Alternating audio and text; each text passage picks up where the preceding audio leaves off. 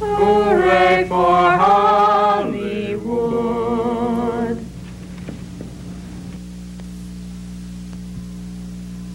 Where any office boy or young mechanic can be a panic with just a good-looking pen.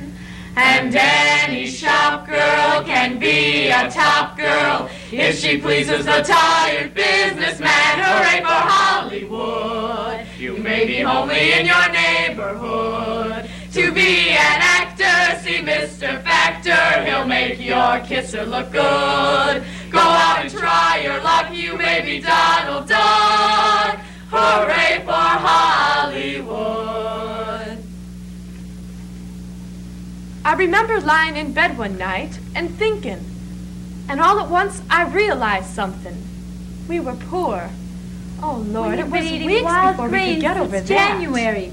The family is in bad shape. Children need milk. We need all sorts of things that we just can't get. If they come to take my farm, I'm gonna fight. I'd rather be killed outright than die by starvation.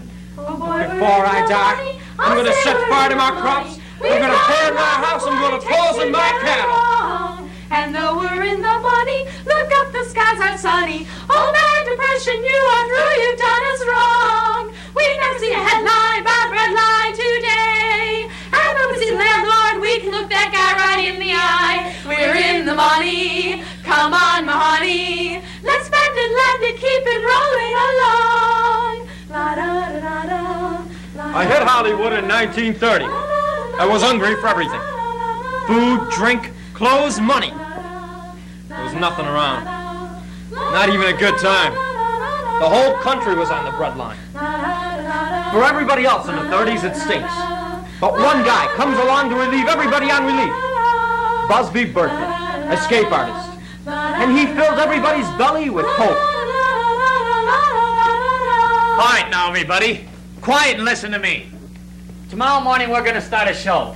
We're going to rehearse for 5 weeks. You're going to work and sweat and work some more. You're going to work days and you're going to work nights. You're going to work times between when I think you need it. You're going to dance until your feet fall off and you're no longer able to stand up. But 5 weeks from today, we're going to have a show. Now, some of you people have been with me before.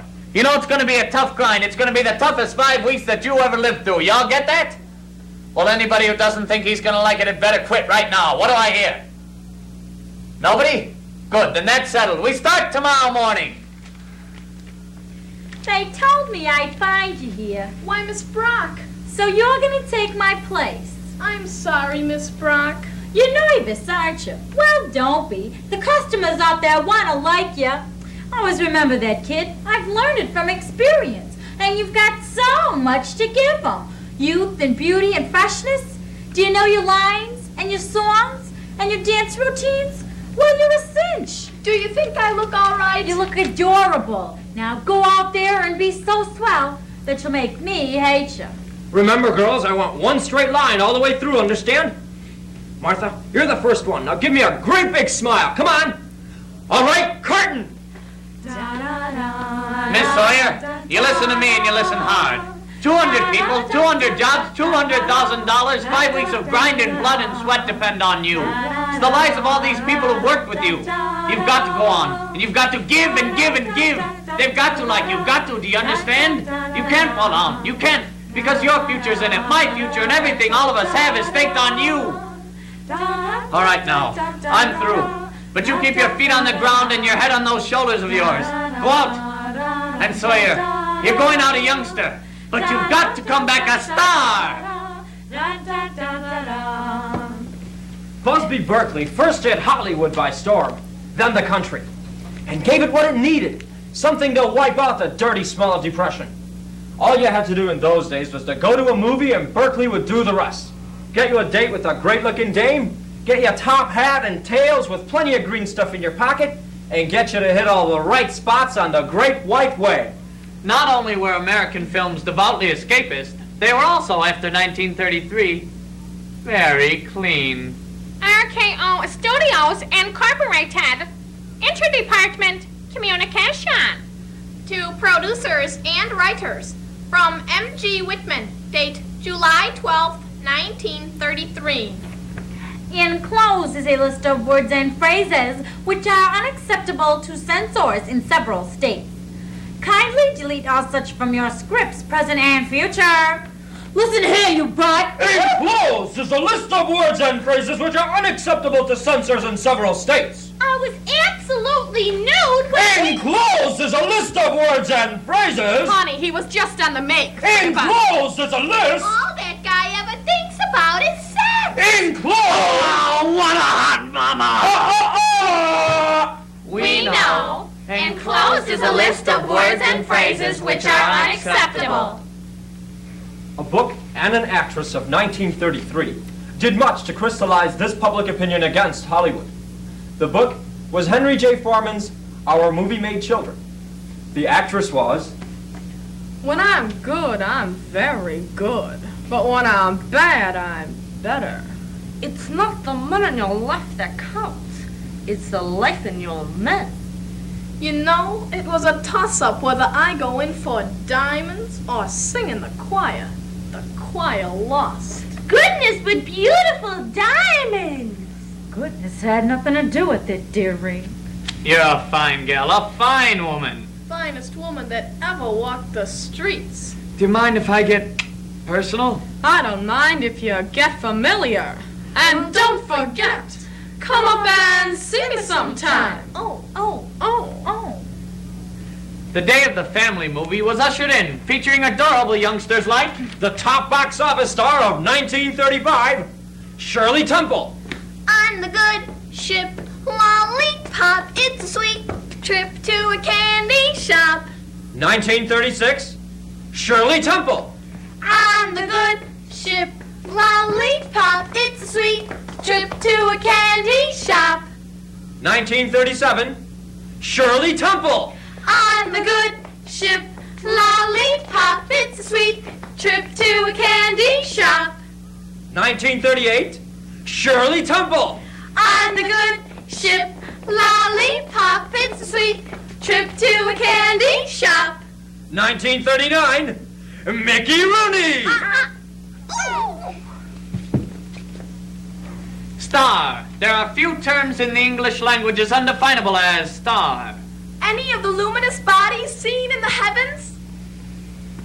A conventional figure having 5 or more points taken as representing a star.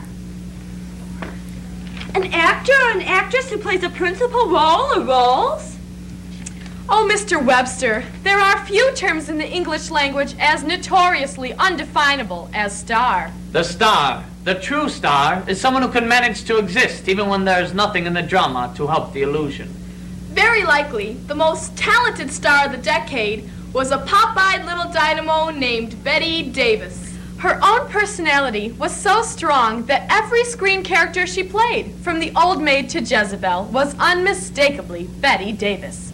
She was nevertheless able to inject a biting realism into a remarkable range of roles. Mildred Rogers. Empress Carlotta. Julie Marsden. Judith Traherne. Elizabeth I. Betty Davis has created a world of unforgettable characters.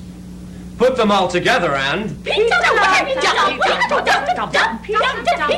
will go to see a Betty Davis movie because it will never be anything less than that. Betty Davis is the irreducible minimum. And even when she is terrible, she is always worth watching. She is always, unmistakably, Betty Davis. If America worshipped Davis and willingly suffered along with her characters, then it became obsessed by Dietrich. She was born on December 21st, 1901 in Berlin, and her full name was Maria Magdalena Dietrich von Losch. She was a torchy, smoldering creature with the sensual quality that could never be rivaled by anyone else. Dietrich would sidle up to a man and look at him with those frank eyes. And when he thought the world was his, asked for a cigarette. In talking about star quality, Orson Welles said it quite simply. There are just some people the camera loves. And if ever a Hollywood camera fell in love with a face, it was with Garbo. There are great actresses who become stars, and great stars who are also actresses. But there are a few whose stardom seem to have some undefinable quality that sets them above all the others. Greta Garbo was such a one.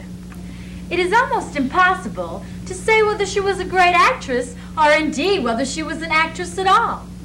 Her way of looking, her way of touching, her innate sense for doing the right thing the right way assured everyone that great art was taking place. To watchers, to see art being born, taking shape and standing before us. If there could be said to have been a queen of Hollywood, then Garbo was that queen. Among the men, the undisputed king was Clark Gable. His fellow stars call him the King of Hollywood, even before his role in the greatest popular success in the history of the movies. Gone with the Wind.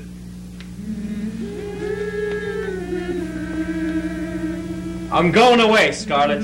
You're deserting me? Don't be the neglected dramatic wife, Scarlett. The role isn't becoming. Well, where will you go? Perhaps to England or to Paris. Perhaps to Charleston to try to make peace with my people. But you hate them. I've heard you laugh at them so often. I still laugh. But I've reached the end of Romance, Scarlett. I'm 45. Yeah, Oh, stop! All I know is you don't love me.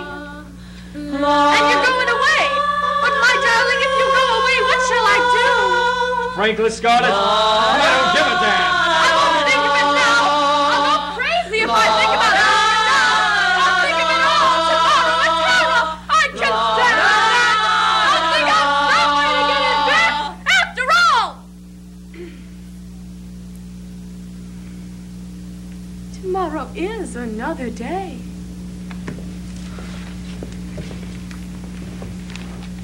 By 1939, the worst was over.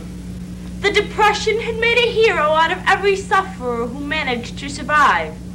The names of the poor were largely lost to posterity. The times were changing. The economy was off to a new start. Hitler was off to Poland. And Neville Chamberlain was off to Munich. And in Hollywood, a slight, highly strung 15-year-old singer, christened Frances Gump, but known throughout the entire world as Judy, was off to see a wizard. The Wizard of Oz. Munchkins. We're off to see the wizard, the wonderful Wizard of Oz. Here he is, the wizard of Oz, there was. Cowardly lions. Put-a-be-doogs, woof, woof. Wicked witches. All in good time, my little pretty. I'll get you and your little dog, too. And little girls from Kansas. Somewhere over the rainbow, way up high, there's a As the decade began an escape, so it ended. Somewhere over the rainbow lay World War II, the atomic bomb, Korea, and Vietnam. One day soon, a nation would mourn over the senseless slaying of its leader, and the people would be afraid and long to escape again to the world of Hollywood. Really do come true. Hooray for Hollywood! And so you're going out a youngster, but you've got to come back a star. Hooray for Hollywood. And don't forget, come up and see me sometime. Oh.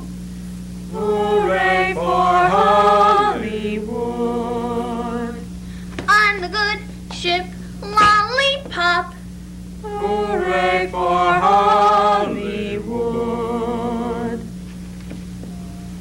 Falling in love again. Hooray for Hollywood. Frankly, Scarlett, I don't give a damn. Hooray for Hollywood, that screwy ballyhooey Hollywood, where any office boy or young mechanic can be a panic with just